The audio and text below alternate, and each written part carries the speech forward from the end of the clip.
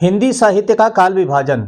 बच्चों, यह भी पाठ बहुत ही महत्वपूर्ण है और इसमें से भी कुछ न कुछ हर साल परीक्षा में पूछता है।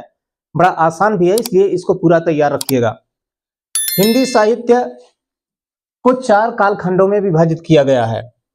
पहला है आदिकाल, जिसको प्रथम उत्थान काल, बीज वपन काल, वीर गाथा काल और चारण काल आदि नामों से भी जाना जाता है। कहने का मतलब यह है कि आदिकाल के ही यह सब अन्य नाम है, अन्य दूसरे नाम है। इसकी समय सीमा है 1000 से 1350 ईस्वी और इस काल के जो सर्वश्रेष्ठ कवि हैं वे हैं चंदबरदाई और इनकी प्रमुख रचना है पृथ्वीराज रासो। यह एक रासो काव्य है। जो दूसरा काल है वह है पूर्व मध्य काल, जिसको कि भक्ति काल के नाम से जाना जाता है, जिसकी समय सीमा है 1350 से 1650 ईस्वी। इस काल के चार प्रमुख कवि हैं, जिनमें सबसे पहले नाम आता है कबीर का, जो कि ज्ञान मार्गी शाखा के कवि हैं और इनकी एकमात्र रचना है बीजक, जिसके 3 भाग हैं, साखी, शबद और रमैनी। दूसरे कवि हैं जायसी, जो कि प्रेम मार्गी शाखा के कवि हैं और इनकी प्रमुख रचना है पद्मावत। तीसरे कवि हैं तुलसी, जो राम मार्गी शाखा के कवि हैं और जिनकी प्रमुख रचना है रामचरितमानस।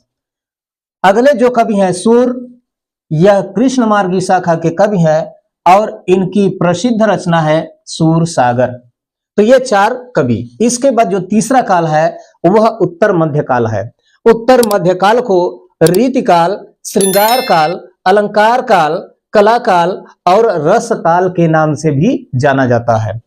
इसकी समय सीमा है 1650 से 1850 ईस्वी और इस काल के जो प्रसिद्ध कविगण हैं वह है, सबसे पहले नाम लिया जाता है चिंतामणि का, जो कि रीतिबद्ध कवि कहलाते हैं। इनकी प्रमुख रचना है रस विलास। जो दूसरे कवि हैं वे हैं घनानंद, रीति मुक्त कवि हैं और इनकी प्रसिद्ध रचना है सुजान हित प्रबंध। जो तीसरे कवि हैं बिहारी, रीति सिद्ध कवि हैं और इनकी एकमात्र रचना है सतसई। इसके बाद जो चौथा काल आता है वह है आधुनिक काल। आधुनिक काल को गद्य काल, नवजागरण काल या पुनर्जागरण काल आदि नामों से भी जाना जाता है। इसकी समय सीमा है 1850 ईस्वी से अब तक और इस काल के सिद्धहस्त कवि और लेखक भी हैं भारतेंदु हरिश्चंद्र, जो कि हिंदी साहित्य के जनक माने